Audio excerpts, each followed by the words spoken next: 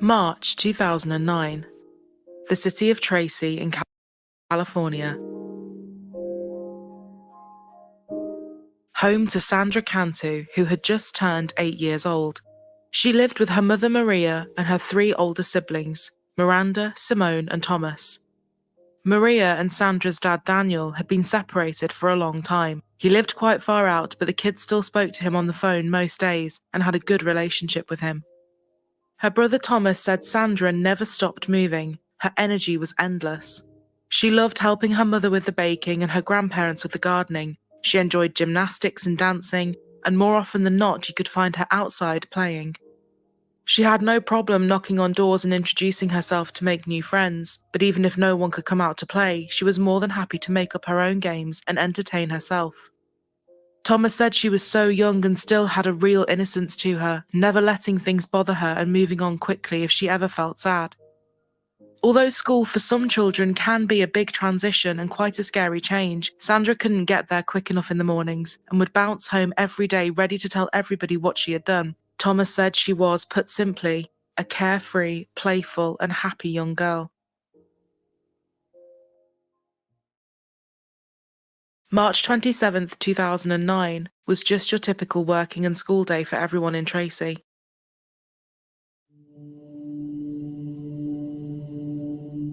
Just after 2 p.m, Sandra was back at home and ready to fill everybody in on her day.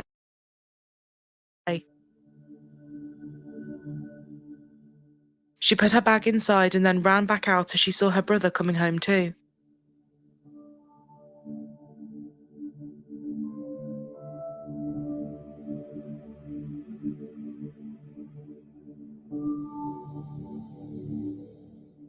The family lived in the Orchard Estates mobile home park, home to about 100 people, right next to a little park. The ever-energetic 8-year-old wasn't one to just sit indoors. She wanted to be out playing with her friends before dinner. All the neighbouring children were out a lot, so Maria was happy to let her play and call her back in when dinner was ready, the same as she did almost every day. Thomas said Sandra was going through a big Hello Kitty phase, and she changed into her favourite Hello Kitty top and some black leggings before hugging her mother and running outside.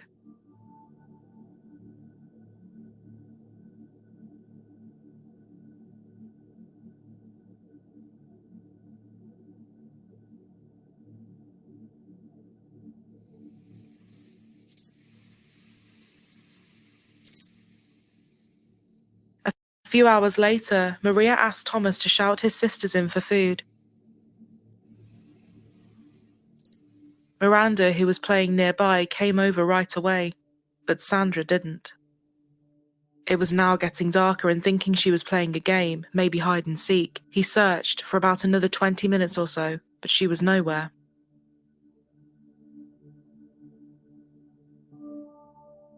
Maria and Simone got into the car and drove around asking the neighbours, but no one had seen her in hours. At 7:30 p.m, Maria called 911, and this was now a missing persons case. Well, I have a missing daughter. Okay, how old is she? She's 8. When's the last time you saw her? Oh, about 3. She told me she was going over to this one girl to play, and she hasn't been home. And I went looking all over. This was already considered very serious because of her age, and detectives quickly brought in dogs to smell Sandra's clothes and see if they could obtain a scent outside. The police dogs led officers straight out of the park and onto the main road, but after this, the trail went cold.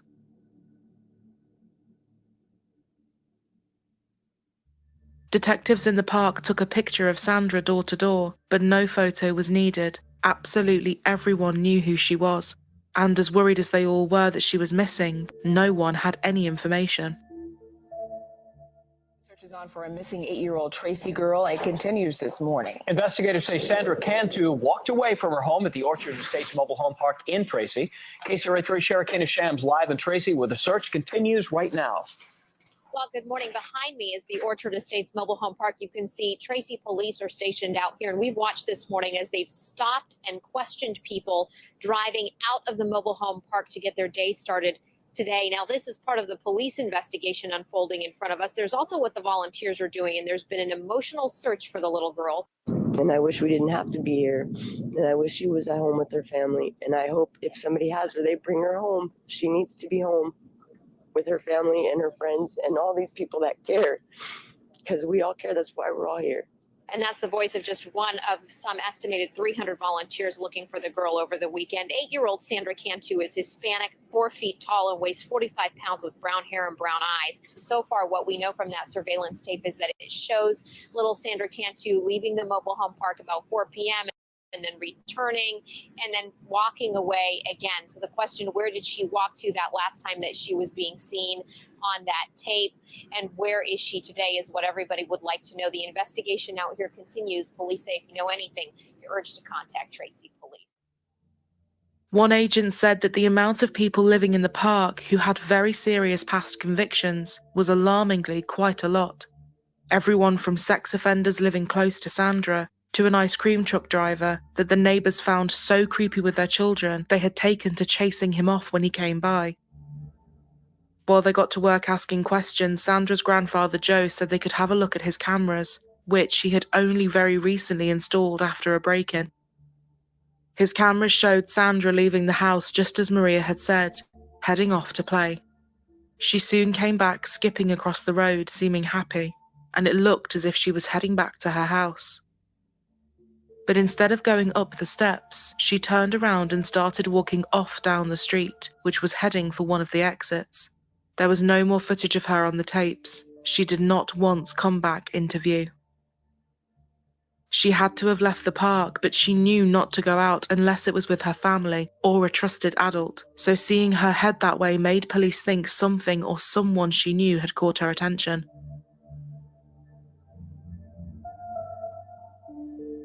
Sandra hadn't physically seen her father Daniel in a long time, and police learned that he and Maria were involved in a financial dispute linked to custody, but Maria assured detectives that he would never have anything to do with this. Despite their issues as exes, he still had a great relationship with Sandra, and she adored him. The media were focused quite heavily on Daniel, and everyone was scrambling to get an interview with him. Tell us a little bit about what we were reporting today. This guy, Kyle, saying that you had gone to Mexico. Speak to that. What would you like me to say about it? Obviously, you're not in Mexico. I'm right here in front of you. All I know is I received a call from my sister stating that my daughter was missing Friday, and this was on a Saturday. I rushed out here. I stood for a day, and I needed to get back for my job. And I think the reason why it's important for us to do this interview is because if the attention is taken off of you, then the attention can be put on the real person, if there is a person that abducted Sandra, or the search, instead of these things that are kind of thwarting people. It's like I told the detective, do everything you need to do your job to the best of your ability. So, do your job, do the best thing you can do. Thank you for all your prayers. I love you. If you can get to a phone, now 911, babe. Call somebody, run, do anything you can do. But please try and get home. Thank you so much. I appreciate it. Daniel lived way out of town, and his colleagues could account for him working over that weekend. Detectives were happy that he had nothing to do with his daughter's disappearance. 48 hours later, and investigators had now had over 700 leads to follow. They said to their relief, none of them indicated Sandra was dead. Young girls matching her description had been seen all over the place. We've had sightings from people all over California saying they've seen her, which would definitely suggest that she is still alive. Statistics show that she's probably still in Tracy, but if we get a tip in Nevada or in Southern California, wherever we get a tip, we are going to go, one officer said. But time was ticking by, and the local authorities needed more resources. They enlisted the help of CARD, which stands for Child Abduction Rapid Deployment, and this team is part of the FBI. The first few hours of a child going missing is absolutely crucial, but no one knew how long she had actually been missing for. There had been several hours that had passed since she left her trailer, and it was impossible to determine whether she had gone missing the second she left, or whether she had been out playing for hours when something happened. Special Agent Joseph Bryan was leading the card team, and he said that statistically speaking, after this length of time, a staggering and heartbreaking 97% of abducted children have already been murdered. But until you find a body, you're focused on that 3%. There were now over 200 officers from various agencies across the country involved. Until that point, in Northern California, there had only been one other missing person search as big as this one. The head of Tracy PD said she had to order people to go home and sleep. Every second of every day they were out, scared that in the hours they slept, they would miss something. As they entered into the following week, the community gathered together for a vigil. Thomas said he knew the outcome of this mystery was not going to be positive. Something terrible had happened to his sister, no matter how hopeful they were trying to be, and the vigil was more about feeling this grief together and being there for Maria.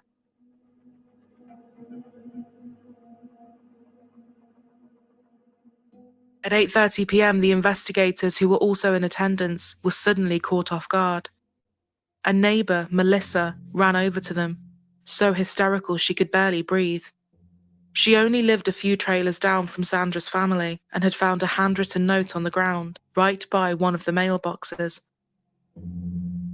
So disturbed by what it said, she had dropped it and ran straight over to the officers. It read, "Cantu locked in stolen suitcase, thrown in water on Bacchetti Road and Whitehall Road. Witness." Melissa was right to be disturbed. The implication of this was very sinister, but the note was odd. It looked like there were very deliberate spelling mistakes that had been made to try and cover up who wrote it. Despite this being the first piece of evidence they had found, something did feel a little strange. There was a strong breeze that night. Almost everyone was at the vigil and accounted for, and with officers going up and down the streets for days, it was weird that this had only just turned up in the location it had. Had someone carefully chosen their timing, knowing that everyone was at the vigil, and planted it there just minutes before? Was the note fake? Who wrote it? There were so many questions. But firstly, they needed Melissa to come in and give a statement, and the FBI handled her interview. As well as being a neighbor, Melissa worked as a Sunday school teacher in her granddad's church, where he was the local pastor. Having gone through a divorce a few years ago and now a recent breakup, she was living with her grandparents and her 5-year-old daughter, and Sandra and her sisters would often go to her trailer to play with her daughter. Although Sandra didn't go to the church, she and her siblings knew Melissa well. She had become a good friend of the family. Melissa said she hadn't really looked around to see if anyone was nearby when she found the note, or if there was anything else suspicious. They asked if they could take a look at her car, and she agreed. In the glove box, they found a post-it note, with a few words written on it which had been scribbled over. As a precaution, police sent this to experts, but were happy to let her go and focus on the note. Melissa did, however, give them a list of potential suspects to look at. The first person was a man living in the park that she said had a history of drugging children. Another had been seen kissing Sandra on the lips and touching her hair. And then there were 2 other people, a father and son that Melissa said had pictures of young girls in their phones, including some of Sandra on one of their laps. All of them were happy to come in for questioning. The man that had kissed Sandra, to their shock, admitted that he was attracted to young girls, but called it a harmless affection and said he had nothing to do with Sandra being missing. They did find pictures of children on the father and son's phones, which were definitely concerning and questionable, given that they had no relationship to any of them, but they too were adamant they knew nothing. 3 of them said they were even happy to undergo polygraph tests, something which is not admissible and could never be used in court, but they wanted to prove in any way they could that they weren't involved. One of the men, the same man who had admitted to kissing Sandra, passed the polygraph and showed no signs of deception, whereas the other men failed. They definitely wanted to keep their eyes on all of them, as they now had concerns that went even further than Sandra, but there was just not enough there to charge anyone, and this was the case they had to give all their attention to at the minute. Been a week since 8-year-old Sandra Cantu left home to play in California and never returned. Authorities in Tracy are tracking down hundreds of leads this morning and raising the reward for information on the girl. Investigators are sifting through trash in the local landfill, searching nearby rivers, and reviewing surveillance video in hopes of finding 8-year-old Sandra Cantu. They questioned me about a bunch of things. Police have questioned Sandra's father, but Daniel Cantu, who's returned from Mexico, says he hasn't seen her in a year and is willing to take a lie detector test. I could care less about, yes, I have no problems with any of it. They've also spoken with this man, Frank Wohler, a neighbor who admits he kissed the second grader on the lips 2 years ago.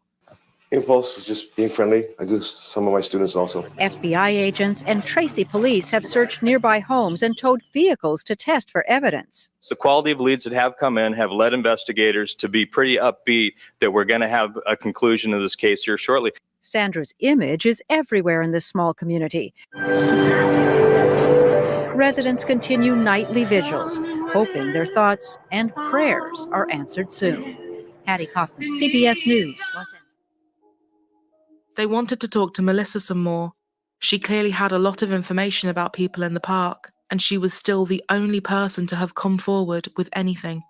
From talking to neighbours, the general consensus was that Melissa would often insert herself into things or make things up to get people to talk to her and feel sorry for her. She loved being the centre of attention, and detectives wondered if this was what her behaviour was down to, or was she actually a genuine witness and just acting oddly. They found that Melissa had bipolar disorder, anxiety, depression, and post-traumatic stress disorder, and she did have a past with the law. She had a habit of stealing and on several occasions pleaded no contest to charges or being jailed. She was also a person of interest in a few arson cases, but had left town before anything came of them. She had filed for bankruptcy in 2003, reporting credit card and medical debt, and was still paying it off through her teaching wages. When they tried to get hold of her again to talk some more, they found out she had checked herself into hospital for swallowing a razor blade, something she later claimed was because she was sleepwalking, and despite the fact she was doing okay, she didn't want to be interviewed. Police headed out with a search and rescue team to the location on the note. The directions led them to an irrigation pond, which was where a lot of drains linked to and where sewage and the likes would go. The pond was about 150 yards long and 30 yards wide.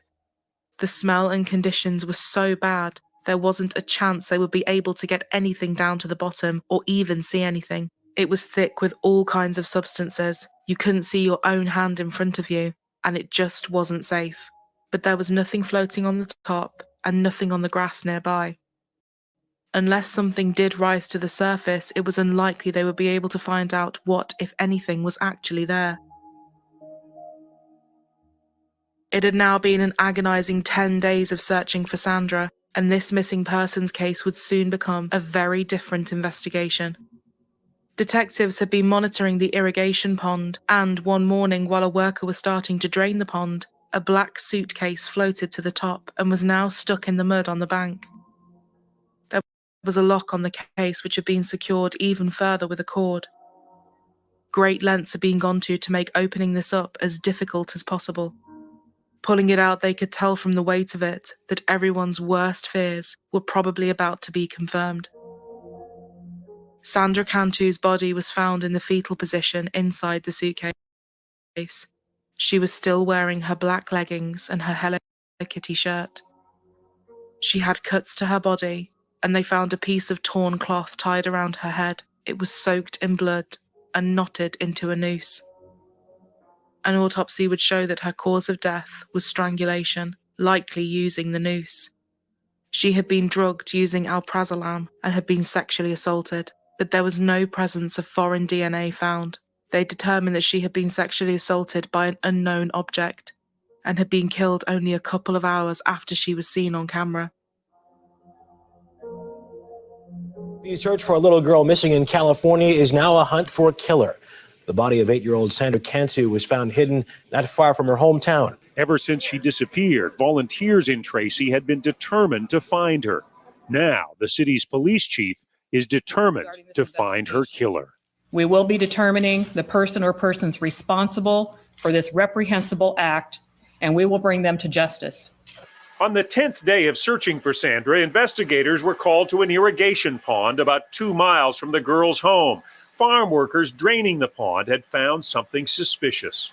As the water began to flow, an object floated to the surface. They identified it as a black container. Inside the bag, we located the body of Sandra Cantu. The search for the second grader had been intense, with every passing day getting harder for her mother. How are you holding up? Not very good. I miss my baby. I miss my little girl. The 8-year-old girl that everybody in the community knew, the same one that knocked on their doors most days to ask if their children would come out to play, the same girl they invited in for dinner and treated like one of their own, was gone. Given the sexual assault, the police quickly built a profile of who their potential suspect would be. A white male, aged 25 to 40, a criminal past which would include sexual assault or possessing child abuse material. He would be someone who was known to Sandra and someone she trusted. Likely a neighbour living in the park or someone that knew another person within the park. This was not a random kidnap. Sandra knew her killer. The registered sex offenders in the area all had their alibis checked, and all of them could be accounted for. The neighbours near the pond were questioned, and one of them had seen something that stood out to him, although he didn't realise it at the time. He lived right near the ditch and said he had seen a dark purple two-toned SUV driving around on the Friday that Sandra went missing. The car was a distinctive colour and it didn't belong to any of the neighbours. And for obvious reasons, it was a strange place to be parked up. Most people kept away from the swampy area. He thought it was so odd, in fact, he actually decided to approach the car to see if he knew the driver, but the car was empty. As he stood looking around, a woman suddenly came running out from the trees, saying she had to pull over to go to the toilet. She got back into the car and quickly sped away. The description he gave matched none other than Melissa Huckabee, and CCTV confirmed she drove the same car. Going back to look at the cameras, Melissa had gotten into her SUV from the parking spot just opposite Sandra's house at about 3:30 p.m. and drove it back towards her house, which was to the left of where Sandra lived.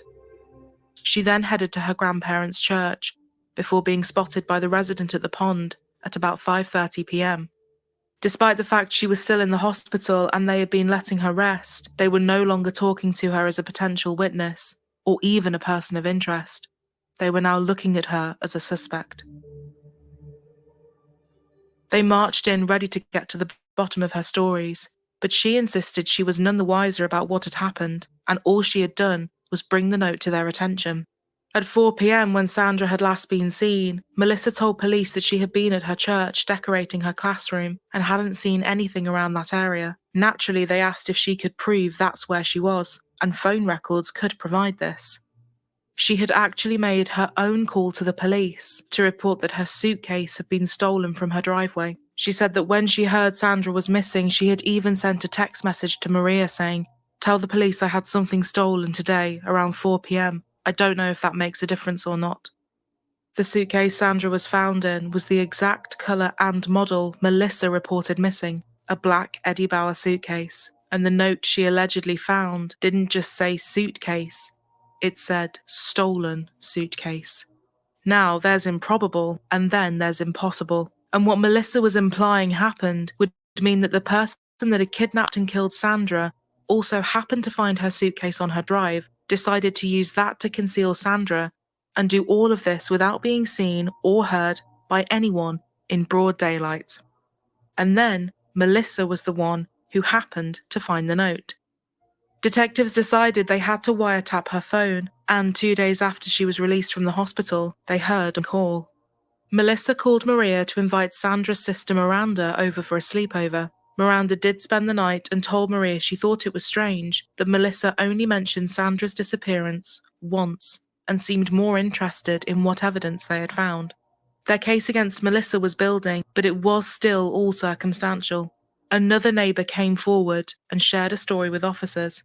They said a short while before Sandra went missing, Melissa had taken one of the neighboring children to the park for a couple of hours without getting her parents' permission. When the 7-year-old returned home, she was slurring her words, not making any sense, and could barely walk. Her parents rushed her to the hospital and found that she had been drugged with benzodiazepines, exactly the same as what they found in Sandra's system. Melissa denied drugging her, and no charges were filed. With so many fingers now pointing at Melissa, she spoke to a reporter to try and clear her name.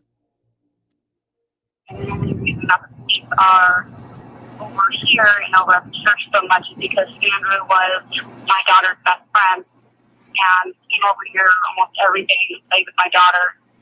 And another thing is the suitcase. That was my suitcase.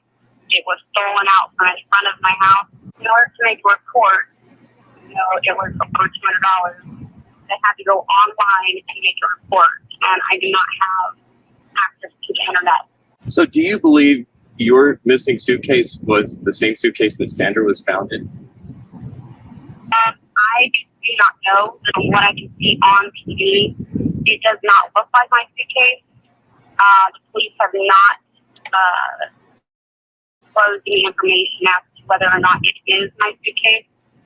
There was a situation where you and your daughter were out with another kid, and then what happened there? There was someone accused you of something? I had taken my daughter and one of her friends to the park, which I had done for the third time that week.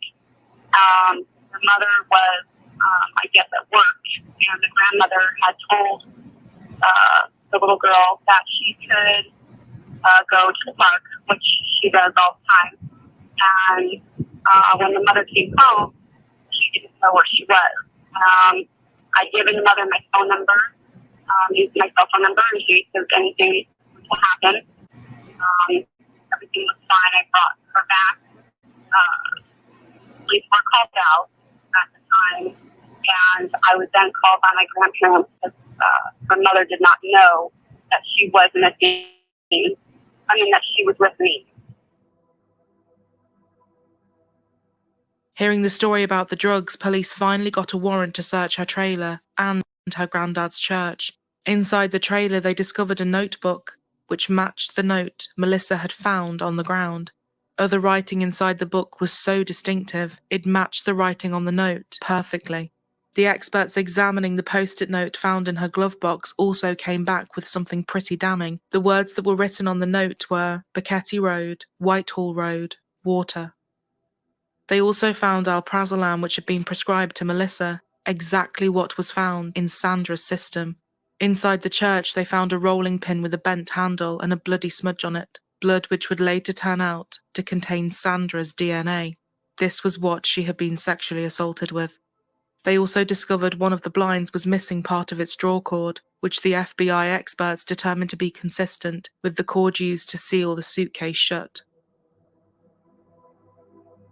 On April 10th, Melissa was brought in for another interview. Her story was the same, but detectives now had so much evidence, and they wanted the truth out of her.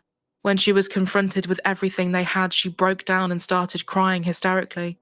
Between 5:30 and 5:40, two people saw your car stopped on Whitehall Road. They saw you come from out of the bushes on Whitehall Road, and someone asked you what? When I was okay, and I said I was going to the bathroom. What were you doing? What was that?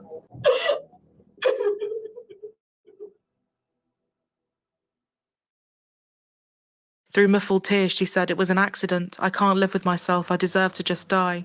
I didn't mean for it to happen. She just died." It was an accident. I told you it was an accident. I know it was. Accidents happen. Kill her. I went to church. I was there. And when I came outside, I looked at my suitcase. I went to take it out, and it was heavy. And she was in there. She wasn't breathing or anything. What did she look like? She looked pale. And I killed her. I thought that she was dead. And I panicked. So what happened? I tried to wake her up, and she wouldn't wake up. But I didn't know what else to do. She told the police that Sandra had spotted her getting into her car near her house, which was why she turned around in the road.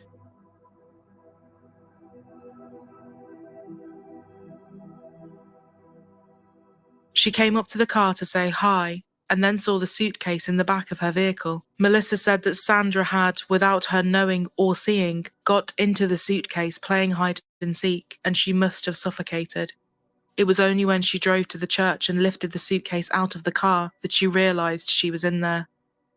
She said she tried to give CPR but realised it was too late, and in a panic, tried to hide her body in the ditch. Detectives said they just let her talk, digging herself into more holes as she did so. They already knew the way she was found in the suitcase was not a position she could have got into by herself. Sandra had also been drugged and sexually assaulted, and it could only be Melissa behind this. This was no accident. It was a story so convoluted and calculated, the minute she stopped talking, they placed her in handcuffs. Melissa Huckabee was charged with the kidnap, sexual assault, and murder of Sandra Cantu. She was also later charged with drugging the other 7-year-old and her 37-year-old ex-boyfriend. Sandra trusted her completely. She wouldn't have thought twice about going over to Melissa if she had called her towards the car. Police believed that Melissa coaxed Sandra into the car, likely on the premise of coming to help her decorate the church, and Sandra had no issue doing this. Melissa then drove her to her grandfather's nearby church, drugged her to the point where she would have either fallen unconscious or been totally unable to fight back, sexually assaulted her with the rolling pin, strangled her to death, and then stuffed her into the suitcase. By the time people were looking for Sandra, Melissa made the call to police about the suitcase, texted Maria, wrote the note, and attempted to stage being the hero.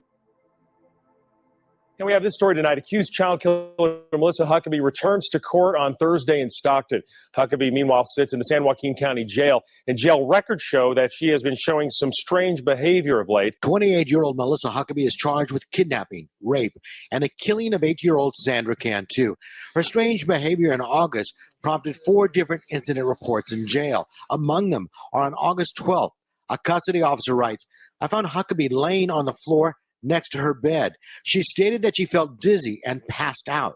A half hour later, an officer noted, I saw Huckabee sitting next to her bed with a trash can. When I asked her what was wrong, she replied, I took pills. 3 days later, a report read, inmate Huckabee was hiding behind mattress with a blanket around her neck. To safety cell per psych. And later, she refused dinner. Because there is a gag order in place, no one is commenting on the incidents. And that same gag order has kept the autopsy report sealed, which keeps secret the cause of Sandra Cantu's death. Gag orders and grand jury indictments have become more frequent tools in San Joaquin County. Over the last 8 months, the district attorney has gone to the grand jury 4 times for indictments, and the court has issued gag orders in 3 of those cases. The defense's latest motion was to file for more evidence to be turned over, but so far has not put in motion to move the trial out of the county.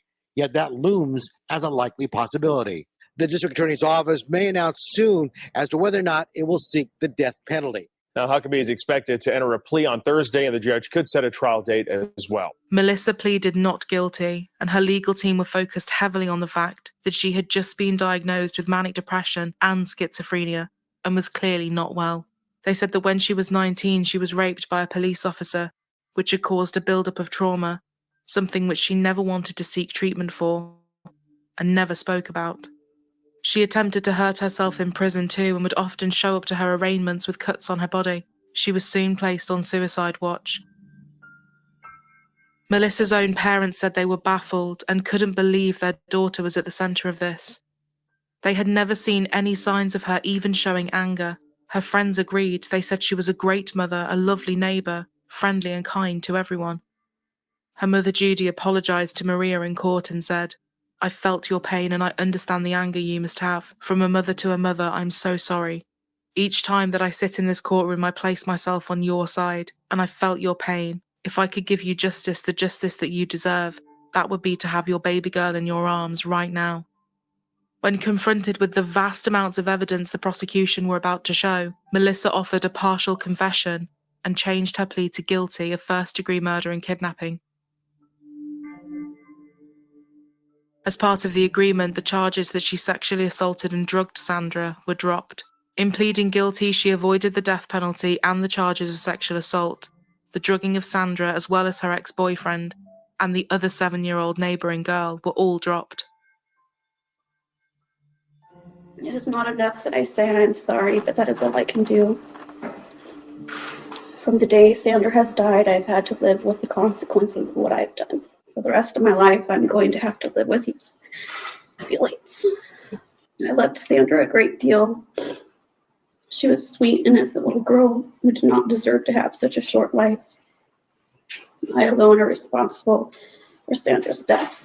I would like to apologize directly to you, Maria, for all of the pain that I've caused. I should not have taken Sandra from you. And I want you to know that she did not suffer, and I did not sexually molest your daughter. I would also like to apologize to my own daughter, whom I have lost. I hope that someday you will forgive me. I love you a great deal, and I hope to see you again someday soon. I owe an apology to the people of Tracy, the police officers who spent so much time looking for Sandra. I know in my heart that God has forgiven me. And I know my family has forgiven me. And I'm asking you, Maria, for your forgiveness. I can't imagine forgiving somebody who would harm my own daughter, but I hope that someday you can forgive me. Maria, I wish I could give you an explanation for what happened. I owe you an explanation. I still cannot understand why I did what I did. Every day I try to discover my motivation, but I still do not have an answer. This is a question I will struggle with for the rest of my life. And I hope that this apology will help you in some way by accepting responsibility for what I have done. I hope that I can give you some peace. But the prosecution said, given the trauma that Dr. O'Malley found and the instrument that was used, it's, sadly to say, hard for me to believe that Sandra Cantu did not suffer. Sandra's dad, Daniel, spoke to Melissa in court and gave a very emotional statement. You took the life of an innocent little girl, and she didn't do nothing. She's not even old enough to decide to eat ice cream yet. And nothing changes, and nothing's going to change the fact whether I cry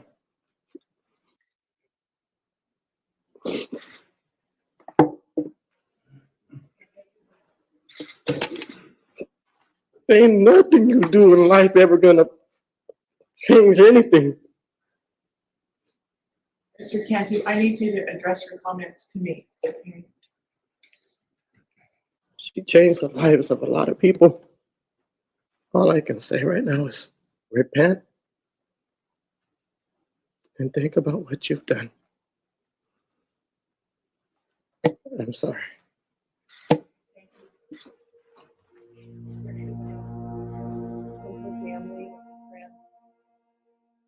She was facing 25 years to life, but the judge gave her the maximum. To one of imprisonment in state prison for life without the possibility of parole. Melissa Huckabee was sentenced to life without the possibility of parole. To this day, Melissa Huckabee has never fully admitted to what she did to Sandra, nor has she said why she did it. The district attorney said there were 20 or so times that Melissa cut herself, set fires, or verbally or psychologically attacked someone else. And there was something like that going on here after the murder, where she wanted to be the center of attention.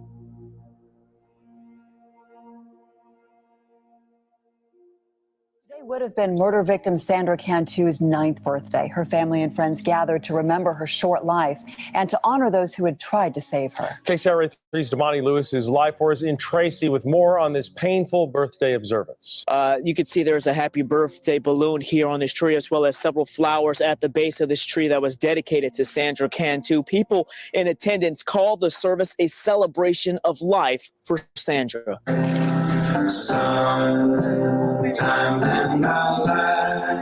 A fitting opening song. She's a beautiful girl. For a mother who has needed a family and community to lean on through difficult times. Yeah, there's a lot more people than what I thought. Overwhelmed by the amount of support, Maria Chavez, mother of 8-year-old Sandra Cantu, found herself engulfed by friends and strangers alike, all here in support of what would have been the 9th birthday of Tracy's angel. For many here, they choose not to focus on the pain of the past. This is the celebration of life, absolutely. It's to go beyond the negativity that has happened and to keep the positive. That's where Sandra's strength is in this community. And every story shared of Sandra, a tear soon followed. But on this night, family members say they gained strength through the community. And comfort knowing Sandra is in a better place and her spirit free from harm. She was happy. She loved life. That Friday, Sandra skipped out of her house after a great day at school, ready to see her friends and enjoy her weekend. To think about what happened to her in that church is so awful, and the fact that it was at the hands of someone she and her family trusted and loved so much makes it even more sickening. Right outside her favourite place, her school, the community of Tracy created a special area in her memory. They planted a tree with pink blossoms, built a little sand volleyball court, and a kids' playhouse called Sandra's Cottage. Her grandfather said he wanted it to become a family setting, something she would have loved to go to with her siblings, and something that other children could come and enjoy and make new friends there. Neighbours said that Sandra was like the community's daughter. Everyone knew her so well and saw her as part of their own family. When she went missing, it was a sobering moment for everyone. One officer said life is precious, and this little girl only had 8 years, and that's it. Thomas said, she took one of the biggest parts of our lives away, the joy of watching someone blossoming into something they could have been. Time does heal some of it, but there's always things that will linger, and that's okay. That's what makes us human.